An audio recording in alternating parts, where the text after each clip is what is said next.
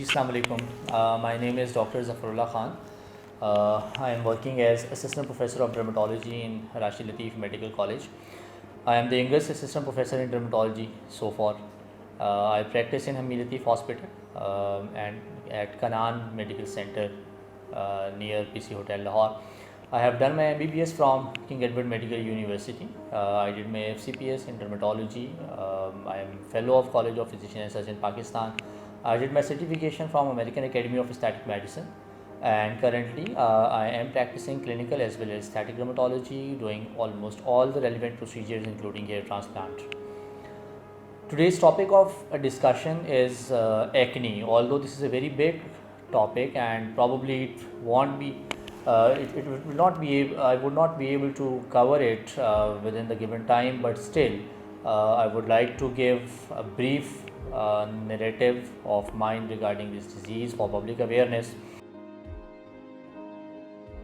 In fact acne is a proper disease. लोग ये समझते हैं कि ग़ालिबन एक्नी पिंपल्स हैं, दाने हैं, छोटा सा प्रॉब्लम है, और आम तौर पे लोग बहुत कम इसके लिए मेडिकल एडवाइस सीख करते हैं फ्रॉम अ क्वालिफाइड डर्मेटोलॉजिस्ट. ज़्यादातर लोगों का ये ख्याल होता है कि हम किसी लगाने वाली ट्यूब से, किसी क्रीम से, कोई कॉस्मेटिक हम लगाएं और उसी से हमें फ़र्क पड़ जाए. उसकी जो मेन रीज़न मैं समझता हूँ वो लैक ऑफ अवेयरनेस है. अब एक्नी असल में एक इन्फेक्शन है और यहाँ मल्टीपल फैक्टर्स हैं जो अपॉर्चुनिटी प्रोवाइड करते हैं उस बैक्टीरियम के लिए जो हमारी स्किन में आके ये सारे प्रॉब्लम कॉज करता है. इसकी बहुत सारी टाइप्स हैं और बाज़-औक़ात हम खुद रिस्पॉन्सिबल होते हैं एक्नी कॉज करने के, लेकिन हमें पता नहीं होता और हम ये एक्सपेक्ट कर रहे होते हैं कि अगर हमने किसी डॉक्टर को अप्रोच किया है तो डॉक्टर हमें दवाई दे और 3-4 दिन में ठीक हो जाए. तो ऐसा बिल्कुल भी नहीं है. ये चीज़ें पब्लिक अवेयरनेस के लिए ज़रूरी हैं जो मैं बताना चाह रहा हूँ. फ़र्स्ट ऑफ़ ऑल तो ये याद रखें कि एक्नी जो है ये एक प्रॉपर इन्फेक्शन है और एक्नी इज़ नॉट समथिंग जैसे हम रूटीन में कह देते हैं जवानी के दाने और ये इस उम्र में आ जाते हैं और सबको आ जाते हैं. ऐसा कुछ नहीं है. सबको आना ज़रूरी नहीं है, लेकिन यूजुअली इस एज में इसलिए कॉमन है क्योंकि हमारी बॉडी के अंदर कुछ चेंजेस यहाँ आ रही होती हैं जो कि उस ऑर्गेनिज़म के लिए अपॉर्चुनिटी प्रोवाइड करती हैं वहाँ इन्फेक्शन कॉज करने के लिए. दूसरा, यहाँ बड़ी कॉमन कुछ फैक्टर्स हैं जैसे मैंने भी जिक्र किया कि हम खुद करवा रहे होते हैं. उसमें जैसे हम बहुत सारी कॉस्मेटिक सप्लाई कर रहे हैं जो मार्केट में अवेलेबल है. मैं नाम लेना मुनासिब नहीं समझता, तकरीबन सबको ये अंदाज़ा होता है, जिसमें स्टीरॉइड हमारे पास कम्बिनेशन में होते हैं उसके अंदर मिक्स फॉर्म में. जब भी हम लोग स्टीरॉइड लगाएंगे वो हमारी इम्यूनिटी को कम करेंगे और अपने बहुत सारे जो साइड इफ़ेक्ट्स हैं स्टीरॉइड्स के उनके अलावा जो हमारी स्किन के ऊपर ये करते हैं, ये एक्नी फॉर्म इरप्शन स्टार्ट कर देते हैं जो बिल्कुल एक्नी की तरह की होती है. अब होता यह है कि जब हम इन क्रीम्स को लगा रहे होते हैं हमें बज़ाहिर लग रहा होता है जैसे हमारे चेहरे को फ़ायदा हो रहा है, ग्लो भी आ रहा है, वाइट भी हो रहा है. हालांकि हमारी जो स्किन की अपर लेयर है वो डे बाय डे डेड होती चली जा रही होती है. और ये आप लोगों ने देखा होगा कि इन क्रीम्स के साथ लगा के जो रंग गोरे किए हुए होते हैं, देखने वालों को बआसानी पता चल जाता है कि क्या ये नेचुरल रंग है या ये इन क्रीम्स का लगाया हुआ है, क्योंकि वो चेहरे पे ग्लो ही नहीं होती है और स्किन ऊपर से डेड होना शुरू हो जाती है. दूसरी बात यह है कि जब हम ये क्रीम्स लगाते हैं और जब इनको यूज़ कर रहे होते हैं तो ये बहुत क्विक इम्प्रूवमेंट देती हैं बाज़-औक़ात जो इन स्ट्रॉन्ग स्टीरॉइड्स हैं एक्नी से, लेकिन जैसे ही आप इनको बंद करते हैं उसके बाद वो एक्नी पहले से बढ़ के सामने आ जाती है. तो ये एक चीज़ याद रखें कि ऐसा नहीं है कि आप कोई फेशियल वगैरह ले लें किसी भी सैलून से और वो आपकी एक्नी को ट्रीट कर दे. दूसरा, जैसे बहुत सारी एक्नी की टाइप्स में से एक टाइप ऐसी भी है जो फोरहेड के ऊपर यूजुअली कॉमन है और वो सर में ऑयलिंग की वजह से आती है. अब हमें नहीं अंदाज़ा होता सर पे हमने ऑयल भी लगाना है और हम ये भी चाह रहे हैं कि ये एक्नी ना हो. इसी तरह से एक्नी बहुत सारे हमारे डिफरेंट प्रोफेशंस के साथ रिलेटेड है. बहुत सारे जो माइन वर्कर्स हैं, बहुत सारे जो ऑयल फील्ड्स में वर्कर काम करते हैं, बहुत सारे जो आउटडोर वर्कर्स हैं, उनको अपने प्रोफेशन की वजह से एक्नी हो रही होती है और हमारा ये ख्याल होता है कि नहीं ये जवानी के दाने हैं, ये टाइम के साथ ठीक हो जाएंगे. बिल्कुल इसी तरह से जब ये एक्नी हमें बहुत तंग करती है तो हम चाह रहे होते हैं कि हम इसको यहाँ से उखाड़ के फेंक दें और हमारा ये ख्याल होता है कि ये शायद ऊपर ही कोई चीज़ पड़ी हुई है, मैं इसको यूं करके फिडल ऑफ करूँगी या करूँगा और ये ख़त्म हो जाएगी. हालांकि ऐसा बिल्कुल भी नहीं है. उसकी वजह से जो वहाँ स्कार्स बनने जा रहे हैं हमारा ये ख्याल होता है कि ये कुछ दिन में चले जाएंगे और हालांकि वो बहुत सारे लोगों में परमानेंट होते हैं और वो जाने का नाम ही नहीं ले रहे होते हैं. सो स्कार्स की तरफ से तो मैं अभी बाद में आता हूँ.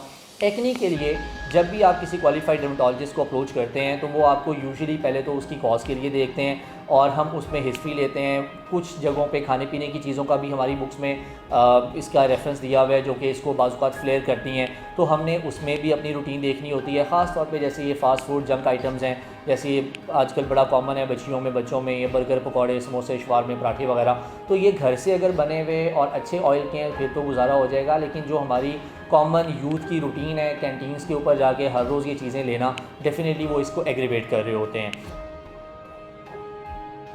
इसी तरह से एक्नी में हमने इन चीज़ों का तो ख्याल रखना ही होता है, लेकिन जब हमें डॉक्टर ट्रीटमेंट देता है तो हमने ये चीज़ माइंड में रखनी है कि एक्नी का जो स्टैंडर्ड ट्रीटमेंट हमारी बुक्स में रिकमेंडेड है वो 6 मंथ्स टू 12 मंथ्स है। और ये एक बड़ी रीज़न बनती है हमारे लोगों की पुअर कंप्लाइंस, क्योंकि हमें आदत होती है बहुत सारे लोगों को कि हम जब बुखार चढ़ता है तो हम कोशिश ये करते हैं कि हमें टीका लगे और हम अगले दिन ठीक हो गए अपना काम करना शुरू कर दें। एक्नी में इसी चीज़ को कैश करते हुए मैं कहूँगा बहुत सारे नॉन डर्माटोलॉजिस्ट और इवन नॉन डॉक्टर्स वो इंजेक्शन भी लगाते हैं और उन इंजेक्शंस के साइड इफ़ेक्ट्स के साथ फिर हमें पेशेंट विज़िट कर रहे होते हैं।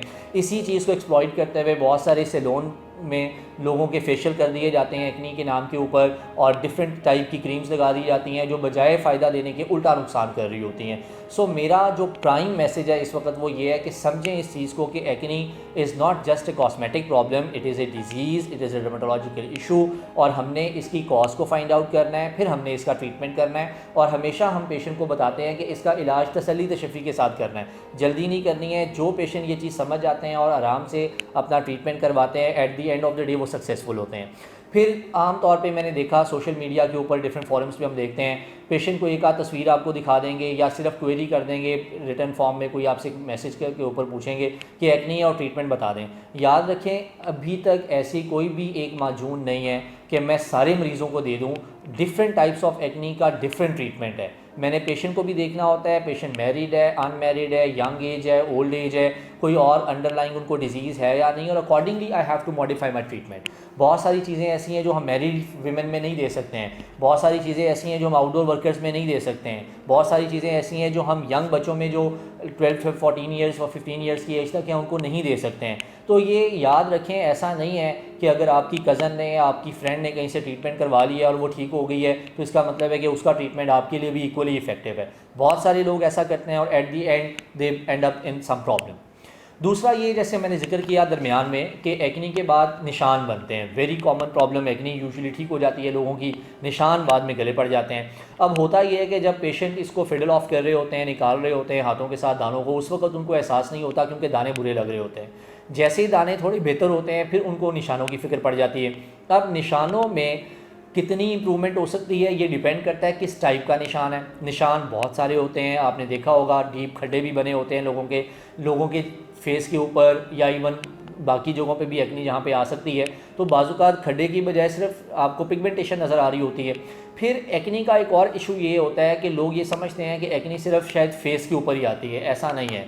सिवाय पाम्स और सोल्स के बॉडी के किसी भी एरिया पे एक्नी आ सकती है और उम्र के किसी भी हिस्से में आ सकती है।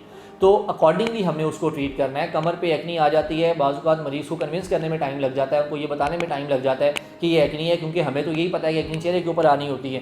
फिर इसी तरह से जब एक्नी किसी जगह आती है और आप देखते हैं तो डिफरेंट एरियाज़ में डिफरेंट टाइप के आपके स्कार्स होते हैं, और हर स्कार का हमें ज़रूरी नहीं है कि रिस्पॉन्स मिले लगाने वाली चीज़ों के साथ। तो बहुत सारे स्कार्स ऐसे हैं जो लगाने वाली दवाइयों से बेहतर हो जाते हैं, बहुत सारे स्कार्स ऐसे हैं उसके लिए हमें प्रोसीजर्स करना पड़ते हैं। अब प्रोसीजर्स के नाम के ऊपर भी बहुत सारे जो नॉन क्वालिफाइड लोग हैं वो लोगों को मिसगाइड भी करते हैं, उनको फाइनेंशियली उनका नुकसान भी हो रहा होता है, और फाइनेंशियल नुकसान के अलावा अल्टीमेटली उनको फ़िज़िकल भी नुकसान हो रहा होता है, क्योंकि वो प्रॉपर प्रोसीजर परफॉर्म करने का उनको पता ही नहीं है कि स्किन पे कौन सा प्रोसीजर परफॉर्म करना है।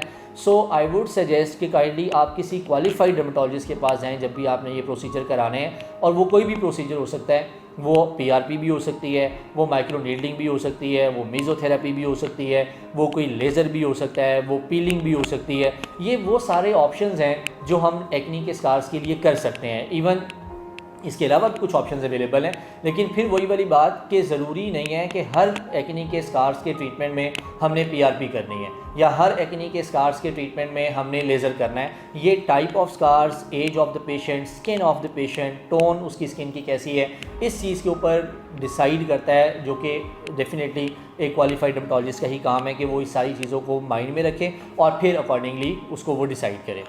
फिर एक चीज़ ये भी जहन में रखिएगा कि जब हम एक्ने के पेशेंट को ट्रीट कर रहे होते हैं, जब हमने उसके लिए चॉइस ऑफ मेडिसिन देखनी है, जैसे मैंने पहले भी जिक्र किया, हमने उसके बहुत सारे ब्लड टेस्ट करवाने होते हैं। अब ब्लड टेस्ट हम दो पर्पज़ के लिए करवाते हैं। नंबर 1, हमने बाज़ औक़ात एक्ने की कॉज को फाइंड आउट करना होता है। नंबर 2, बाज़ औक़ात हम लोग जो दवाई देने जा रहे हैं पेशेंट को, हमने ये भी देखना होता है कि आया पेशेंट को वो दवाई कोई साइड इफ़ेक्ट तो नहीं उसका आना शुरू हो जाएगा, आया ऐसा तो नहीं है कि जो दवाई मैं मरीज़ को शुरू करवाने जा रहा हूँ पहले से उसके खून के अंदर कुछ प्रॉब्लम्स हों जो उस दवाई की वजह से बढ़ जाएं।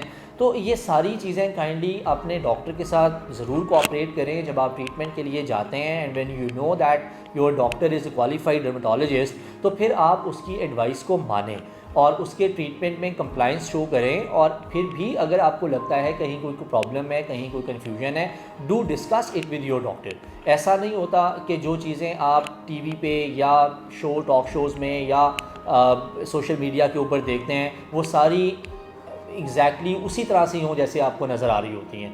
तो प्लीज़ अपना नॉलेज का जो कैलिबर है वो भी बढ़ाएं, but on the other side trust on your doctor who is qualified.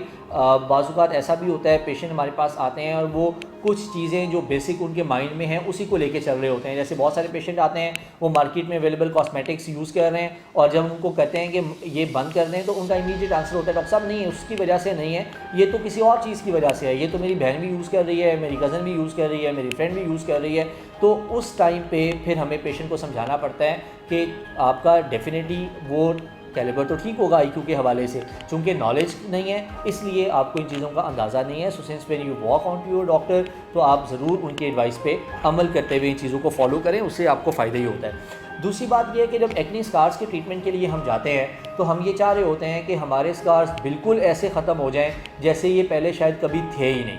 ऐसा नहीं होता। आपके स्कार की टाइप्स पे डिपेंड करेगा कि आपका रिस्पांस किस हद तक आएगा और कितने % उसमें इम्प्रूवमेंट होगी। ऑनेस्टली जितने भी प्रोसीजर्स का मैंने नाम लिया, एटलीस्ट मैं किसी भी पेशेंट को 100% गारंटी नहीं कर सकता कि ये स्कार सारे ख़त्म हो जाएंगे 100%, और पता ही नहीं चलेगा कि यहाँ पे स्कार्स हैं। जो भी कोई क्वालिफाइड बंदा होगा वो आपसे कभी भी ये कमिटमेंट नहीं करेगा, बिकॉज ही और शी नोज़ कि जो रिस्पांस है वो हर पेशेंट का डिफरेंट है और इन सारे एस्थेटिक प्रोसीजर्स में से गालिबन किसी का भी 100% रिस्पांस नहीं है, तो इसमें इम्प्रूवमेंट आ सकती है। सो बेस्ट थिंग जो हम पेशेंट को रिकमेंड करते हैं वो ये है कि to avoid these scars by following certain advices. दूसरी बात यह है कि since these procedures are usually costly, अगर आप अफोर्ड नहीं करते हैं तो हमारे पास लगाने वाली चीज़ों का भी ट्रीटमेंट होता है। लेकिन सपोज़ लगाने वाली चीज़ अगर कोई 2-3 साल में जाके इफेक्ट शो करेगी, प्रोसीजर्स आपको 2-3 मंथ्स में उसका रिजल्ट आना शुरू हो जाएगा। लेकिन ये ज़रूरी नहीं है कि मैं अपने अदर एक्सपेंसेस को सेक्रीफाइस करके इस तरफ आऊँ। So you need to budget your all these things और अकॉर्डिंगली आपने इसको करना है। वी हैव मल्टीपल ट्रीटमेंट्स, हर पेशेंट के सर्कमस्टांसिस का, उसके स्किन का, उसकी एज के accordingly we have multiple option जो कि हमने वहाँ पे प्रिस्क्राइब करनी होती हैं। एंड सपोज मेरी इस पूरी डिस्कशन में if you come up with any query, you are more than welcome at any time through Oladoc. You can contact me even for any query, you are more than welcome. Thank you very much.